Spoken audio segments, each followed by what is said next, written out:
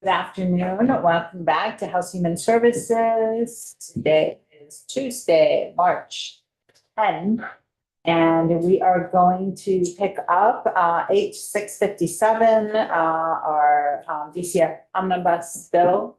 We're going to hear this afternoon from Voices for Vermont's Children and Elevate Youth Services. Southwest Vermont Supervisory Union, and several other witnesses, so I'm not gonna go through all of them, sorry. I think, Michelle, you're up first. Welcome.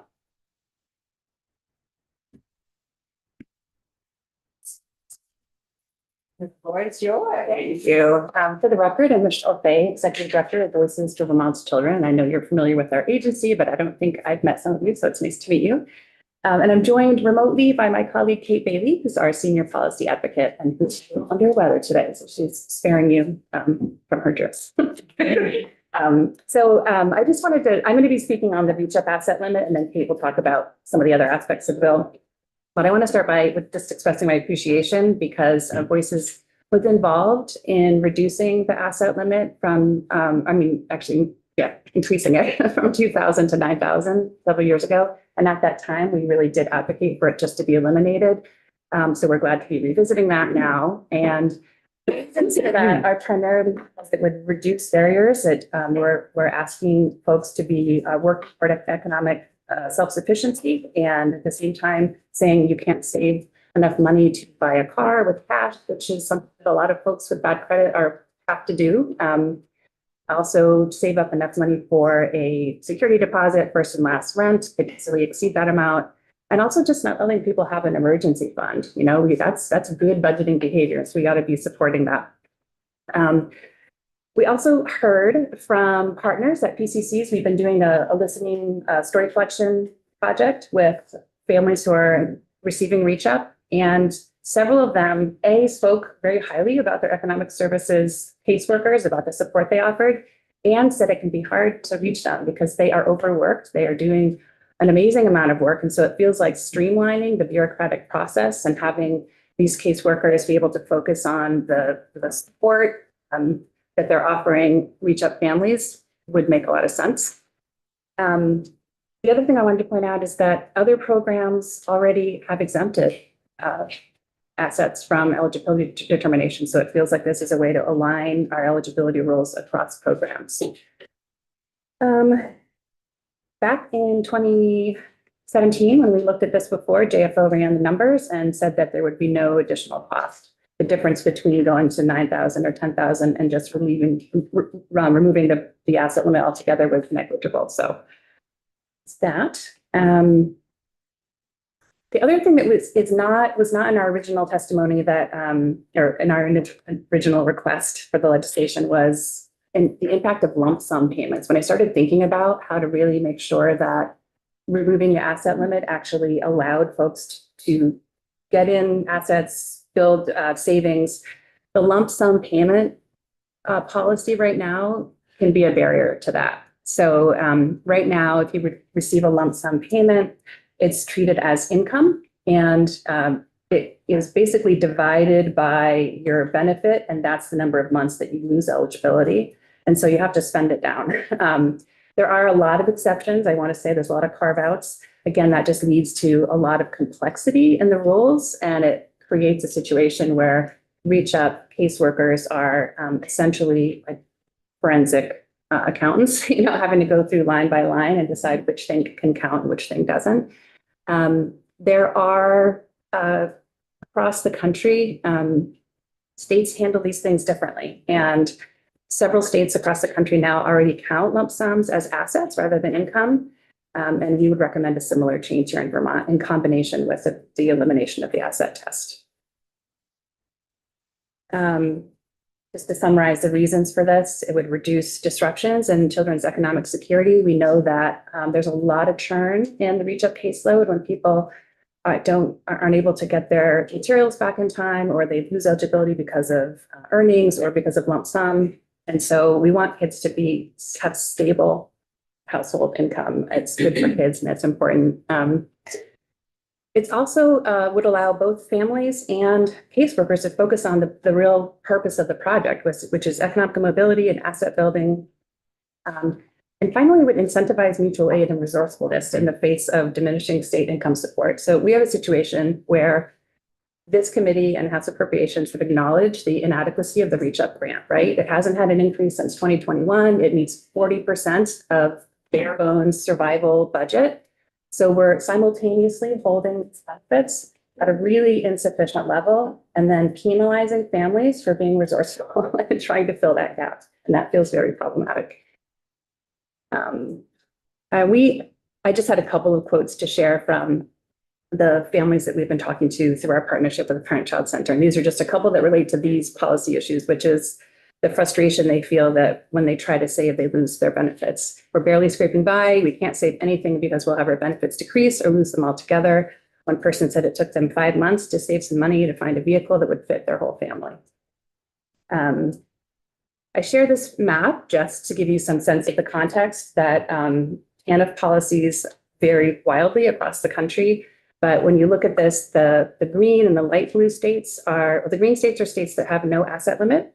The light blue states have an asset limit that's higher than Vermont's right now, and the dark blue are that at Vermont's level or lower. And then the crosshatching are the states that don't count lump sums as income. So you can see there's sort of a mishmash there. Michelle, there's a question. Would you rather get through your presentation or? Oh, no, jump in. In fact, all I have left is the slide showing our members. So Oh. yeah, sorry. No, that's fine.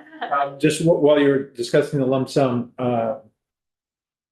nothing is readily coming to mind. Can you help me envision what types of lump sums might family or an individual be receiving? Yeah, I mean, it could be an inheritance. It could be what's the word, like a court, court payout settlement. Thank you. That's the word. Yeah. There are a bunch of other lump sums that are exempted, kind of depending on when they came in and how they're spent. So I think, and if there's someone from ECF there, they can correct me, but if you sell a car, if you owned a car before you're on Reach Up, those don't count maybe, or if you spend it on a new car. I mean, this is what I'm saying. It's very complicated. Okay. Yeah. So what is the lump sum? I don't know what that is. So when folks are being, their eligibility is being determined for Reach Up, they're looking at income. So they're looking at if you have a job, if you're receiving other kinds of, certain benefits count as income and some don't. And then if you get a non-recurring payment, so something that you get once or twice a year, your tax refund from the last year, for example, right? Yeah. Or like I said, a payout from an inheritance or a court settlement, something that just comes once if it's not recurring. No, I think. Thank you so much for being here today. I remember when we originally were talking about this, we took testimony from a young person who had 401k. And they were, it was over the amount. They were told to liquidate it down, take the penalty. And then they were asked to start, when they went to the counselor, they said, you should start saving. Uh-huh. And I was just wondering how often, do you know if that happens or? So what I'll say is this, we, in a listening tour that Amy Rose, who worked at Voices before, did this summer, she heard from folks that they were losing eligibility when their self-employment income was getting over the 9,000 limit. They were experiencing a lot of things that actually aren't consistent with what the rules say. So I'm not really sure if this is an issue of the rules not being interpreted consistently across districts, if there's some technicality in the way that 401k, because my understanding is that should not count. I don't know. Maybe that's something changed or something. I was just trying to remember, because I remember that testimony that, Yeah. they had a savings and they ended up needing these supports and were told to draw them down so they could be under the income or under the asset cap. And then they were saying, they went into the counseling and they were like, you should save for retirement. Exactly. It's confusing. Yeah. So I think that there are, the TANF rules are 92 pages long. And so I do not have them memorized. But I will say, I think there are a bunch of different carve outs, and a lot of it may depend on how hard it is and what the penalties are for liquidating some things. And so But if you get rid of the 9,000, then that's not an issue. Any other questions? Michelle, if I could just add one quick point to that, I think it's not, can you hear me okay? Yes. Yeah. Okay, great. Can you just Um, state your name for the record, Kate?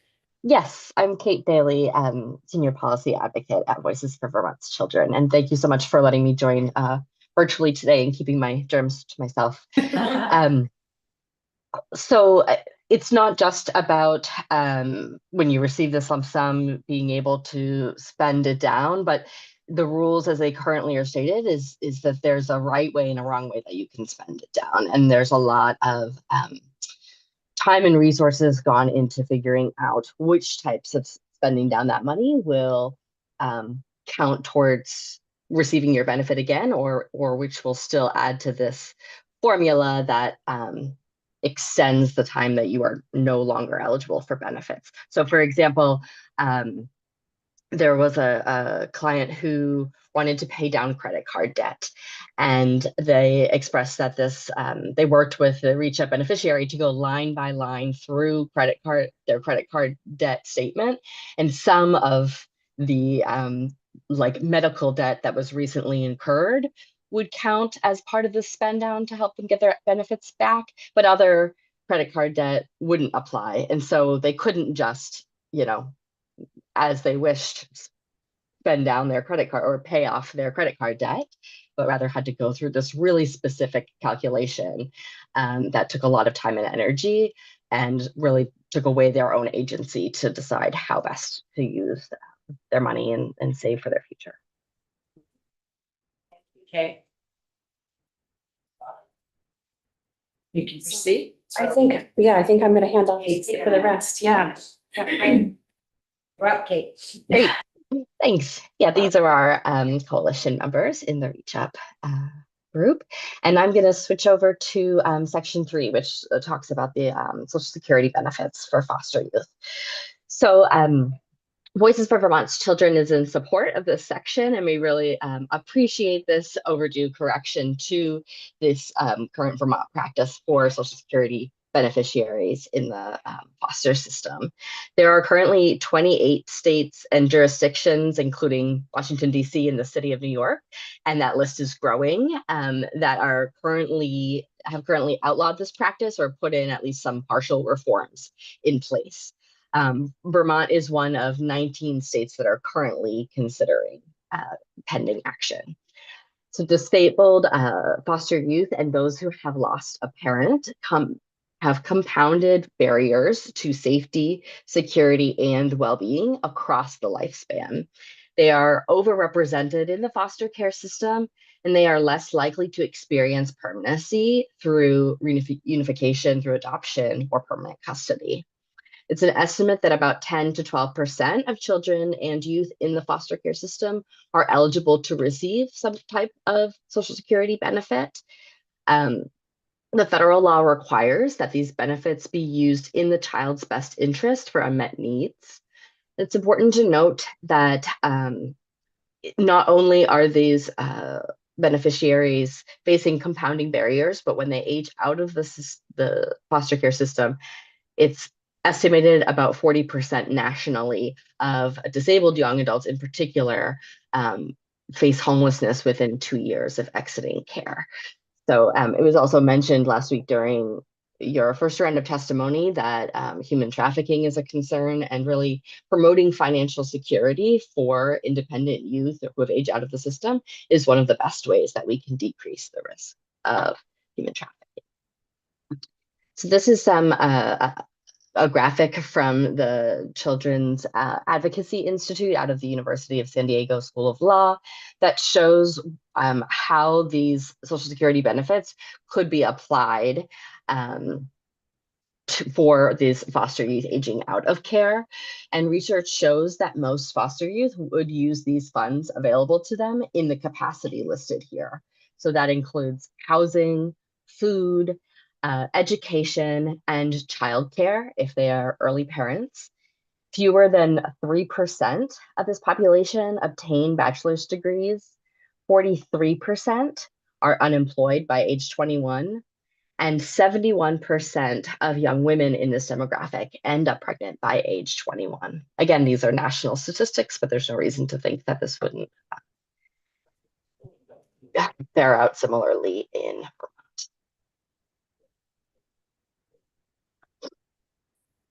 Okay, so as far as suggestions for some improved language in this section of the current bill, in agreement with the comments that were made previously by the Defender General and the Office of Child, Youth, and Family Advocate, we request that Section 3B be struck as it's currently written because it still asks these youth with Social Security benefits to pay for their care when other foster youth do not need to pay for their care, or at least consider more narrowly defining what the funds can be used for by the state, because the current language allows for still quite a bit of wiggle room. If Section 3B is kept in, we agree with the request to stipulate that there should be explicit shared decision-making that is, of course, developmentally appropriate, and that notification happen at the earliest possible opportunity. Notification for the child, for legal representatives and family as appropriate. And ideally, this notification would come early and often, and at the initial point of eligibility, as well as on an ongoing basis. And not, as the current language states, after decisions have already been made on their behalf. Given the historic lack of transparency around this practice, Voices is pleased to see that H657 includes annual accounting language with oversight from multiple entities, including the Office of Child, Youth, and Family Advocates, increasing the foster youth awareness of these benefits and ensuring that there is a transition from care with all of the support and the financial resources that they are entitled to is just, it's equitable, and it's likely to improve outcomes for this population. It's also important that the screenings be timely, that the referrals to appropriate attorneys and agencies be made, and that the notice come early and often, as I stated before.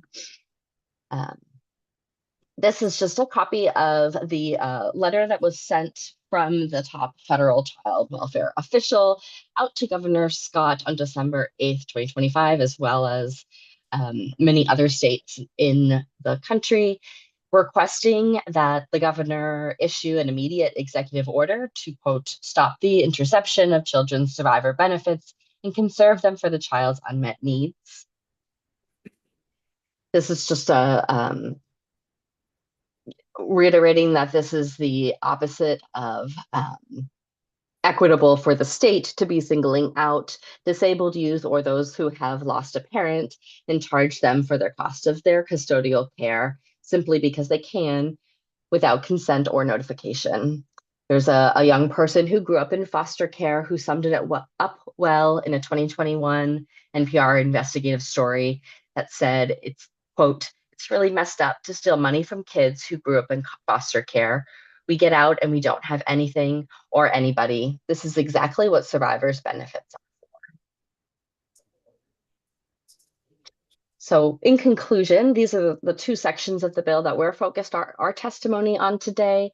We're generally supportive of the intent in the remaining sections of the bill, and are looking forward to the testimony from our partners and colleagues after us today. And I've included some more information here and in our memo we submitted earlier today if you would like to know more. Michelle, I'll turn it back over to you if you have any final thoughts. Thank you, Kate. Any questions for Kate? Great.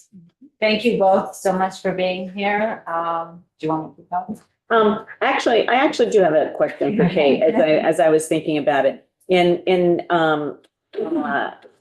Hi, it's Teresa Wood speaking. It's sometimes hard to see on the screen who's talking. Thank you. In section 3, when you were talking about the elimination of B, that you're suggesting the removal of paragraph B. And I could be reading this wrong, so I'll ask Ledge Counsel about that, when we go to markup. But when it's talking about for the benefit of this child, unmet needs beyond the amount the state is obligated, required, or agrees to pay. So that to me, and maybe I am misunderstanding the language, says beyond what the state is already obligated to pay. So not to use it for the things that they're using it for now, essentially, which is to offset their care. So still to the benefit of the child, but not for the the state's obligation. So like paying foster care, paying for transportation, or, whatever it might be. So I don't see that language maybe in the same way or that you do. So could you elaborate a little bit more about your thinking, your feedback about that? Sure. Yeah, I appreciate the question. My interpretation and in consultation with the Office of the Child, Youth, and Family Advocate is that the problematic language from my perspective in B as it's currently written is that the agency and the decision-making power is still with the department and not not with the child as it is developmentally appropriate. So it says here that that unmet need is being defined by the state and is only notifying the child after the decision has already been made. And that seems to be both that there's funds that are still allowing the state to be used out of this benefit, and that the decision-making power is not necessarily with the child or in consultation with the family, but still remains with the state only. So okay. Thank you. I think that there's a sentence structure issue in that, like, because it says agrees to pay after notifying the child's parent. So it actually requires prior notification. It's the way the sentence is structured. So they don't notify after they do it. They only make payment after they've notified the parents, et cetera. So it's not an after the fact kind of thing, but I think that language is confusing the way it's worded right now. So we'll take that up when we get to a markup. But thank you very much for elaborating on that. Yeah, thanks. That's fair. Oh, sorry. I thought you Keep were. going, keep Okay, going. sorry. Okay, any other questions? All right, thank you both so much. Next, we have the Executive Director for Elevate Youth, Favor Ellis. Join us, please. Oh, I'm looking up at the screen. I'm behind you this whole time. I am, I'm looking. Okay. Welcome. Thank you. Thank you. My name is Favor Ellis. I'm the Executive Director of Elevate Youth Services. And a little background on Elevate is that our main office is in Berlin, and we are the only nonprofit in the Washington County who is exclusively devoted to serving teenagers and young adults. We generally serve between the ages of 12 and 24. We have all sorts of support services that I'll get into a little bit. Generally, Elevate supports this bill, the tone of this bill, and many of the specifics. One thing that I want to note right off is that when young people under the age of 18 become homeless or run away, they're thrust into an adult world, need to behave like adults, are assumed to have the tools that adults have. But people who are under 18 can't get IDs or driver's licenses or access healthcare on their own terms. So we're expecting them to behave as adults and get employment and support themselves, but we don't give them the tools to be able to do that. So I'm in full support of 16, 17-year-olds having access to things like identification and support services without parental consent. Elevate and other agencies through this state have something called the Basic Center Program, where we're able to house young people under the age of 18 for up to 21 days. Right now, we need parental consent to be able to do that. And the housing of these young people is in community members' homes who have trained to provide this kind of care. We need parental or guardian support to be able to provide that housing. And while that housing is being provided, we're providing individual and family counseling with the goal of the young people being reunited with their families and not becoming homeless. Again, that requires parental or guardian consent.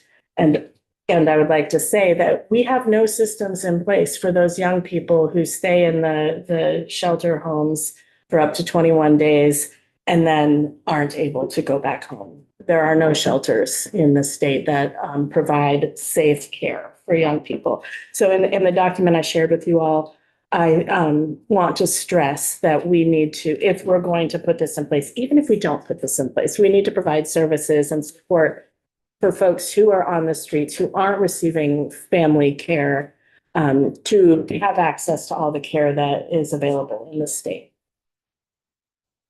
Yep, great. Let's see. Any questions about that part? No, and committee, oops, sorry. No, I just want Go ahead. I just want to make sure committee members saw that Favor's testimony is on our webpage. So if you have questions about what she's referring to, thank you. Right, no surprises in my testimony. And I just want to mention really quickly on sections 13 and 14, I'm sorry, I do have a question Ah. before you move on. So is this a this kind of language included in any other states statutes that enable youth to have access to, driver's licenses and, essentially things that you would, if you're 18, would require a parental signature on or guardian? I don't know about every state, but in my former life, I worked in Portland, Oregon, and I know that Oregon and Multnomah County allow people under 18 to have access to getting IDs and making health decisions for themselves. They also provide lots of different kinds of shelter for people who are under 18. Thank you.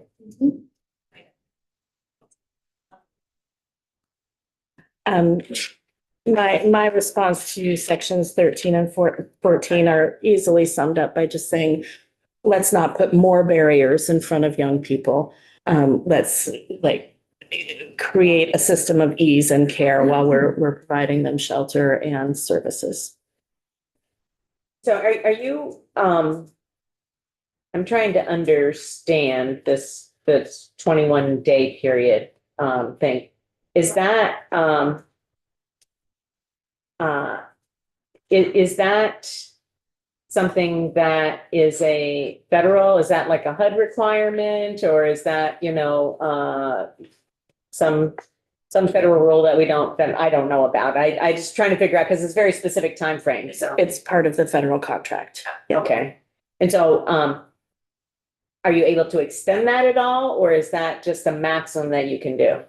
Is that the minimum, the maximum, or is that, I'm just trying to. That's the maximum that we can provide right now. And also the families who are providing services are not necessarily licensed as foster parents and haven't signed up to be long-term care providers. So it's more like respite sort of. You're not allowed to call it respite. Oh, okay. Well, there. That's a bad word to use. Well, that would make sense, because it's not, they don't have a place that they're getting respite from. So, Right. yeah. Okay. And I want to stress that the primary component of our shelter parent program is to provide counseling to the family. Yeah. So if the family isn't willing to receive counseling or participate, the program is not successful. You're trying to reunite the youth with their families. Yes. And set both the youth and the families up with services in the community. And you make a recommendation about a shelter's age-specific shelter. So this question we should probably know, but I don't know off the top of my head. Do, you know, I know that some of our shelters take youth in that sort of transition age, but more adult, defined. And so are you talking about, for youth that are younger than that? I am. Okay, Elevate has shelters for young people ages 18 to 24. yeah. And we also have a program that serves folks who are under 18 who are in DCF custody. But there's nothing available for people who are under 18, not in DCF custody. And they don't end up in DCF custody for what reasons? I mean, I know that DCF is sometimes at that age, seems to be, I don't know, more reluctant, to enter into that sort of legal relationship. And I don't really know all the reasons for it, but, I have encountered that in my professional life in the past. And, but it's a gap, you know, so especially for these unaccompanied youth, who don't have the support of families. That is often the case, that kids who are approaching 18, it's harder to find appropriate placements for them. Another barrier is that young people maybe have been involved in systems before and are resisting that now. And do you know if any of the family shelters that we have take youth No, that age? No. And hotels don't, right? no. Yes. I chime in. Yeah, go ahead. I keep it, I was just asking the question. I wasn't sharing. So I'll let you follow up on this and then. Yeah, can I just kind of testimony from the side a little bit, just clarify about that 21 days? That is federal statute around a specific grant program. It's not like a federal law that you can only be in shelter for 21 days. It's the basic center grant that comes through the Administration for Children and Families. That funding currently only allows for 21 days. There's some talk about it, extending it. So, okay. Thank you for that clarification. On the same topic. So the funding that may be available goes away after 21 days. And then it seems like gets into a time period that there could be a licensing issue for being a foster parent. But can a youth stay with a community member who has raised their hand after the 21 days? For some period after that? And is there a limit on that before there's, okay. I want to clarify also that after the 21 days, the young person is enrolled in all of our services except housing. So they can receive mental health counseling, substance use counseling, support from our statewide agencies for basic needs, but we don't have housing for them. Go ahead. Rep study. What is your longest person that has stayed in your facility? What is the longest stay? How many days or months In this program, in any program? Or age 12 to 24? 12 to That 24. weren't part of this grant. That aren't the That 21 grant- days. That grant, you have to Oh. get exited on your 18th birthday. But there's other programs. Yeah, so other programs, what's the longest stay? Right now in our return house program, which is youth in DCF custody, we have someone in there for a year and a half. Year and a half. Yeah, in our emergency shelter program, the limit is 6 months, but we've been able to extend for a couple people to 9 months. And do they work to help pay their expenses?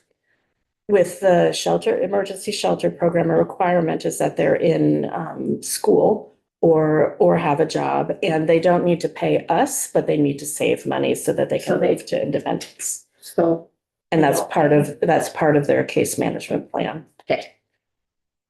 Rep McGill. Did you have a question? Um, Oh, I thought you had your hand up after. Before. No, I was sorry. probably, Any other My hair was questions? tickling my ear, so I was trying to get it, yeah. Yeah.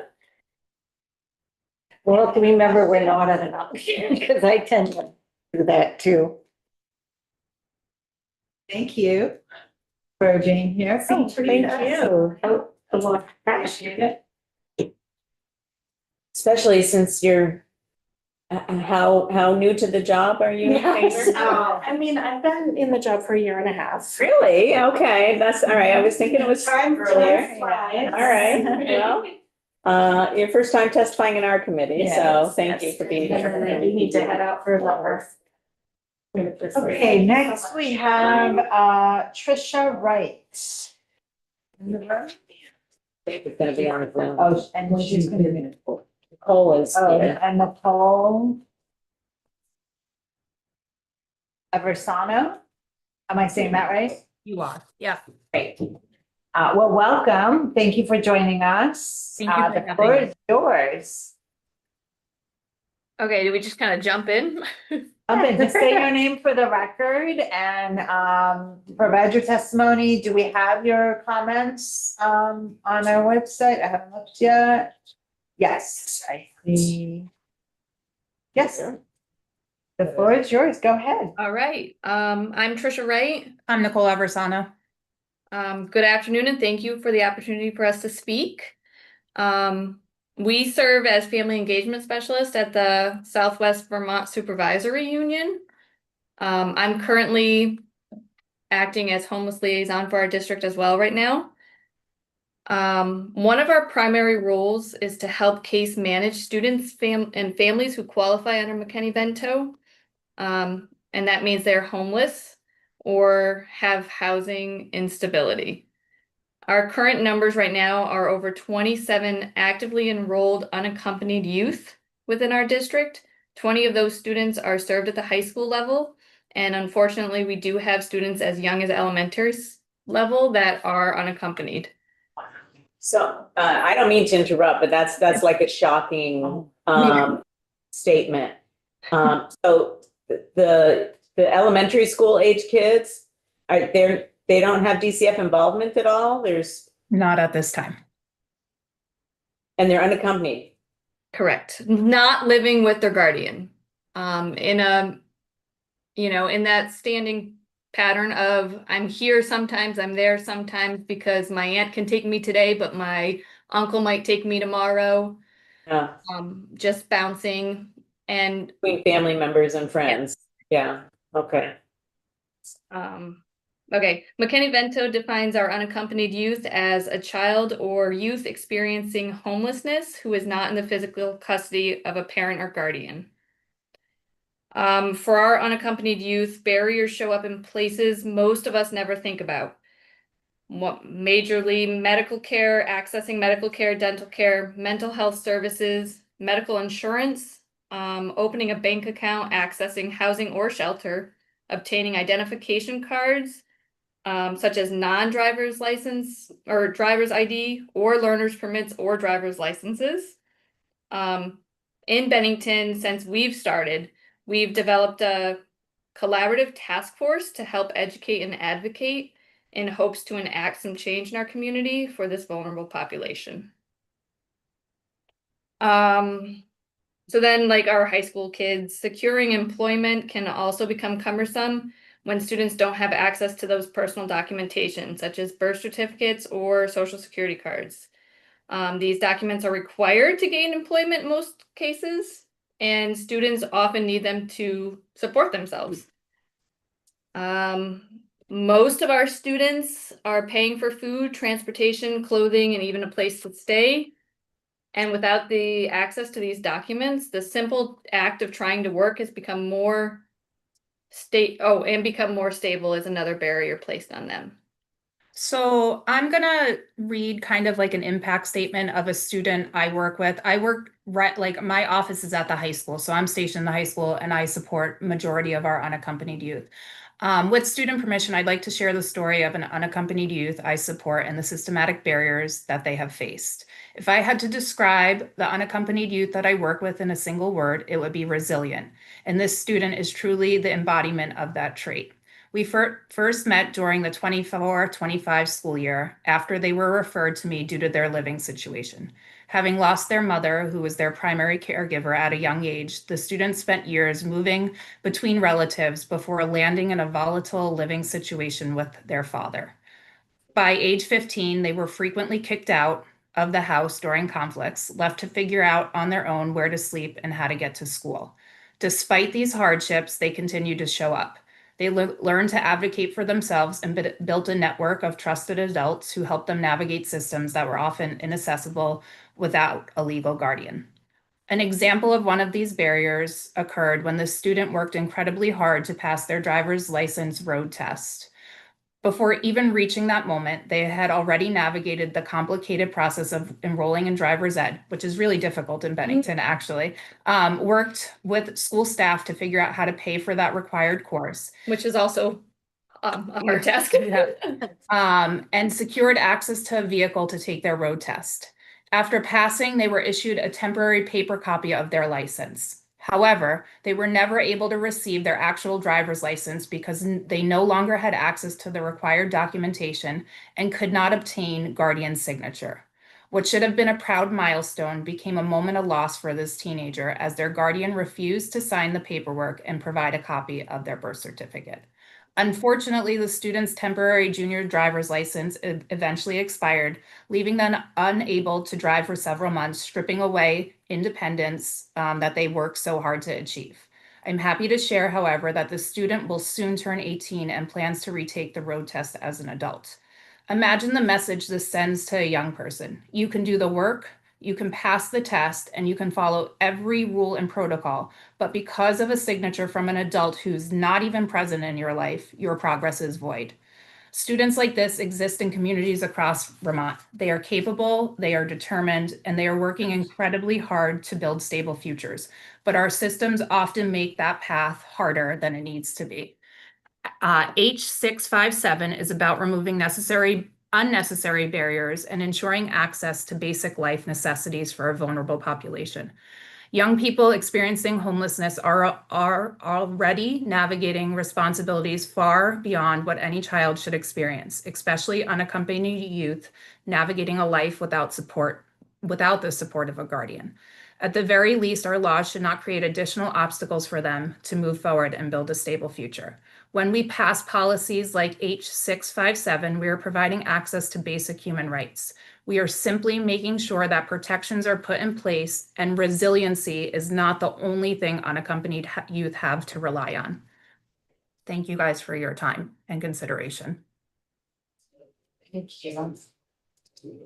Questions? I was surprised, by the data that you shared, early on in your testimony, in just your one school district, in terms of, 27 youth in one school district seems like a lot. So appreciate the work that you do to, really provide some intensive case management supports for those youth. And thank you for the example, of the youth. So it kind of shows us in real time some of the decisions that happen that prevent youth from as resilient as they can be, but those kinds of things just kind of knock kids down, and it takes them a long time to recover from it. So I'm just trying to figure out what other systemic barriers that you experience. So, we heard the previous witness talking about lack of shelter space for, the younger youth. Well, I guess I would call them the tweens, the middle school and, young high school students in terms of lack of available kind of shelter if they're unaccompanied. What are the other kinds of things that you experience in your work with the youth that you work with? Yeah, It's the same lack But of shelter and housing, another. we don't have huge- any of Yeah, we that. don't have that. You have to be 18 and considered an adult to be able to do any of that. Another huge component is the medical piece Dental. and dental care and mental health services. That is huge. That is such a systematic barrier They for our students right now. Our youth, they can't even call and make an appointment without their guardian making that appointment for them. So that's where we lack major systematic help.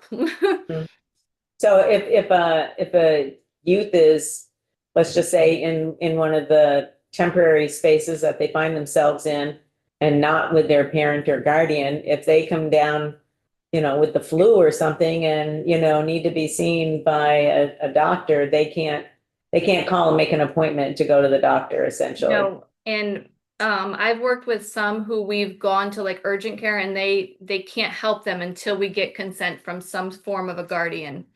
And we don't have access to that because a lot of these kids do not have any contact with their guardian. Thank you. Thank you. Are there any other questions? Go ahead. This is slightly off topic, but I'm just interested in the fact that there are family engagement specialists on staff in the supervisory union. That's a very positive thing, but I'm wondering, do you know what the history is of that type of staff position in your school district? How long has that been available to students? So this was a grant funded position that came out of COVID.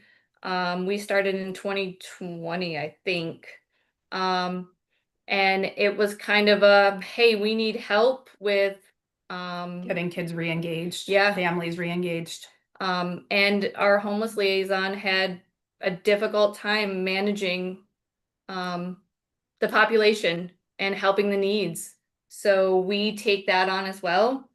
So that was kind of like one of our first roles, is to help navigate the complexities and helping them connect to different service providers.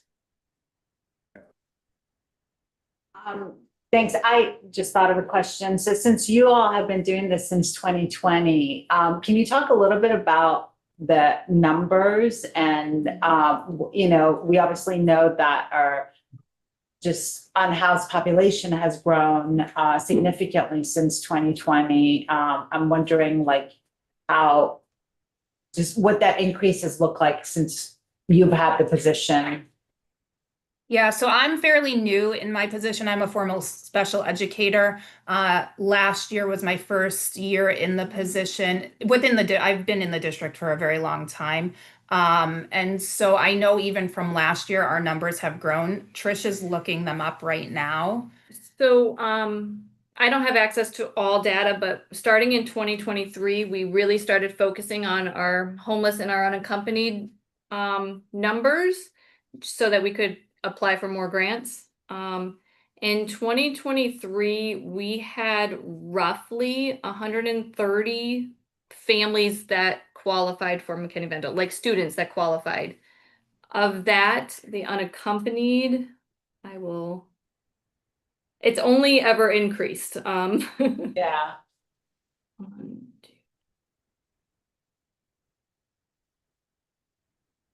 Probably averaging about 20, I would say. Yeah, I think it starts around like 14 and then has, Increased. I think up this towards year like has been 27. Between this year and last year, we've been up towards like the middle of the 20s. Yeah. Do you have like the special ed coordinators have a statewide organization where, people share information. Do you have any such organization where you gather with other people around the state doing your work? We do have an unaccompanied youth task force that meets 4 times a year. It brings in our community partners. So we have all representation, mental health agencies, sitting around the That's table. just for Bennington County. Our homeless numbers, I don't quote me because I'm very new at the homeless liaison. I was kind of just given to it this year, but we send out our data at the end of the year and I believe it goes somewhere. I'm curious about whether that data is included in our, what we call our point in time survey. Oh, Of homelessness in the state. I know that we work closely with the Coalition for Homelessness. The And we, HHAB, Housing and Yep. Homelessness of Vermont, okay. yeah, So, okay, well, that's good. I'm glad to hear, I'm not glad to know it, but I'm glad to hear that data from you folks at least is being captured. I don't know if that's Yeah. happening around the state, but. we're definitely making sure that we capture it with Roxanne, who collects a lot of ours. Okay, thank you. One more question, sorry. Do you know if your position exists in all school districts? Or is it just whoever was able to kind of fund it and continue it? I think whoever was able to continue it. We used to be part of like a networking series with the Vermont Agency of Education, and that has recently changed as well. So I'm not sure if like a lot of the positions were not adapted into the budgets or I'm not sure. Okay, thank you. Thank you very much for your testimony. It was really helpful and informative. We appreciate it. Ah. Okay, so folks, I think, what we're gonna, do we have one? Oh, we do, Rafaela. Oh, Yeah. sorry, okay. I was ahead of my head. I saw Rafaela's name up there and I just totally spaced for a minute. Rafaela, are you available to let us see you? Hello, welcome to the House Human Services Committee. And you are on the Vermont State Youth Council, as I understand it. That is So correct. thank you for being here. Of course, thank so- you for having me. Are you familiar with the bill that we're talking about? Yes, I am familiar. And I see you have testimony that's on our website, so the floor is yours. Okay, thank you. Well, my name is Rafaela Botti. I am a 17-year-old high school junior from Orwell, and I serve on the Youth Voice Committee of the Vermont State Youth Council. I am also a member of the Middlebury Teen Center Incorporated's Board of Directors, where I work directly with young people navigating instability, family conflict, and housing insecurity.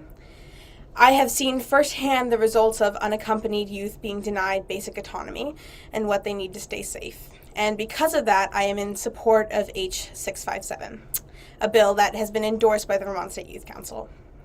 Thank you for allowing me the opportunity to speak with you today. So within Vermont, I see many young people are relying on adults who are not present, not supportive, or unsafe. And when youth do not have a stable, reliable caregiver, every barrier becomes life-altering. Issues such as accessing medical care, mental health support, or signing a housing document are impossible without a parent or guardian's consent. Young Vermonters will delay care, stay in unsafe situations, or couch surf with adults simply because they lack the legal ability to make decisions for themselves. As you know, Vermont has one of the highest rates of homelessness in the country. In 2023, 3,295 Vermonters were experiencing homelessness, and that number has tripled since 2019 and increased 19% in just 1 year. While the lack of housing affects all ages, youth, especially queer and trans youth, are a significant and often hidden part of that population. H657 directly addresses this gap by allowing unaccompanied homeless youth to obtain essential services without parental consent. And I believe that this bill addresses the reality that many Vermont teens are facing. When they are already on their own and facing issues that no teen should have to face alone, our laws should not force young people and young Vermonters to depend on adults who are absent, unsafe, or unwilling to support them. They deserve the dignity of making their own decisions in order to build a life on their own terms. They deserve systems that recognize their reality, not ones that deny them care because an adult from their lives is absent.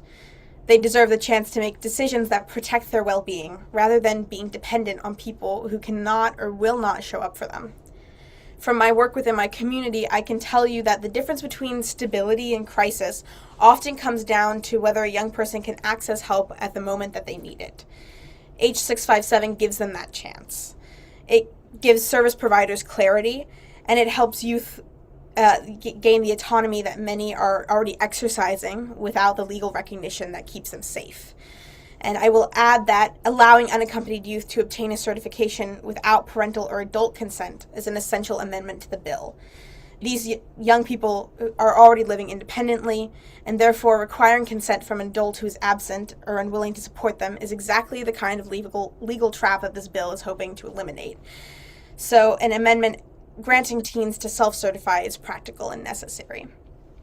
I believe Vermont prides itself on being a state that listens to and protects its young people, and passing H657 is a necessary step towards living up to that value.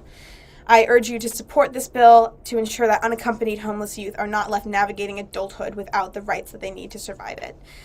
Thank you for your time and continuous work for the betterment of Vermont.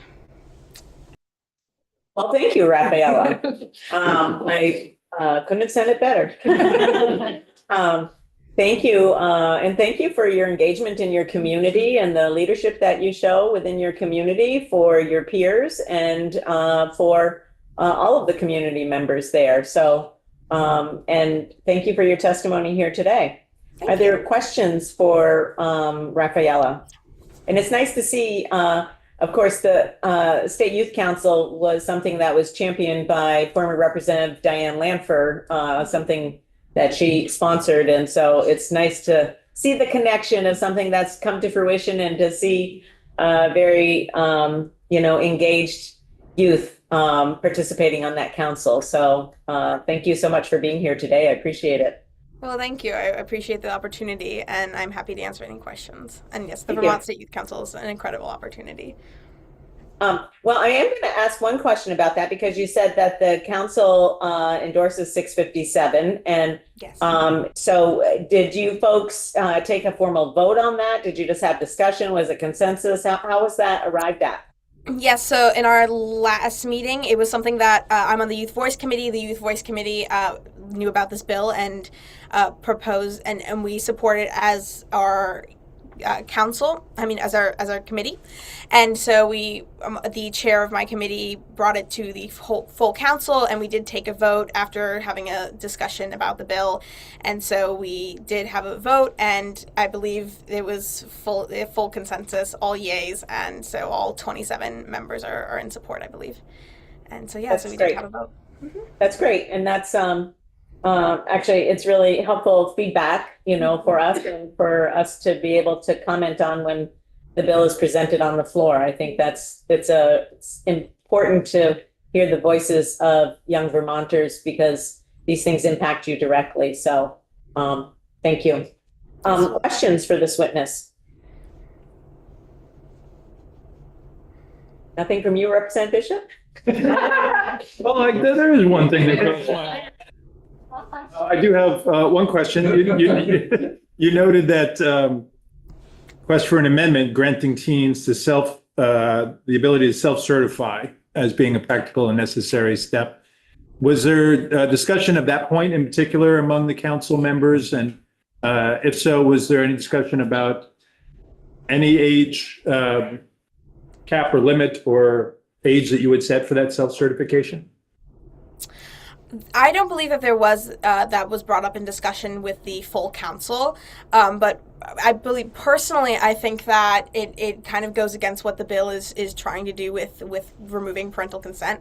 I did notice that it mentioned having another adult from the young person's life maybe endorse them to certify, and I think that is a great idea, having a community member or a teacher. But I know that sometimes youth don't have access to that or don't have a great relationship with many of the adults in their lives, and so I think that to a certain point, I think that young people are able to self-certify. I think probably around the age of 15 or 16 that most youth can be granted the right to self-certify. Thank you. Yes, of course. Good question. Rafaela, what would you say to someone who might, let's just say somebody had a question and say, how do youth at that age have the judgment? How do they have the no, it's not intellectual. I'm trying to think of the word. Yeah, it's a capacity issue, you know, for really understanding sort of like what the ramifications of making such a certification might be, you know, so in terms of, you know, access to other things. So it might, my question is, it might seem like a thing that seems desirable at this moment, at this time right now, but do you think that youth at that age have the capacity to understand the ramifications of that decision? I would say that young people definitely know that the situations that they are experiencing. I think that especially for young people who are unaccompanied and homeless youth, I would say that they grow up very quickly in the situations that they are experiencing, and they have oftentimes had to live quite independently from a very young age. A lot of young people within Middlebury specifically, I know, have not had very present adults throughout their life, and so the people that I had in mind when I wrote this, I know that they have been experiencing this for most of their lives and are very much to the maturity level of most adults that I know, and are able to, you know, understand their experiences. I think that within Vermont, and I'm not, you know, I understand that this is sort of a hypothetical question, but I think that oftentimes I see a lot of adults who will kind of, you know, talk down to youth and or be dismissive of the situations, and I think that this goes for anybody, but people really know their lives and their situations and their lived experiences, and I think that truly speaks to what H657 is discussing. I think that young people know their lived experiences and know their reality, and so I think that they can, once they're granted legally the permissions to speak for themselves within, you know, accessing healthcare and housing, I think that is just, you know, respecting the fact that they know their circumstances in life and the hand that they've been dealt. Thank you so much. Appreciate it. Any other questions for this witness? Thank you very much for being here today, and thank you for all the work you're doing in your community. Thank you so much. Okay, folks, so we're a little ahead of schedule. Who knew, right? So let us take a brief break for about 15 minutes, so about 20 after or so, and then we're going to come back and we're going to start markup of H657.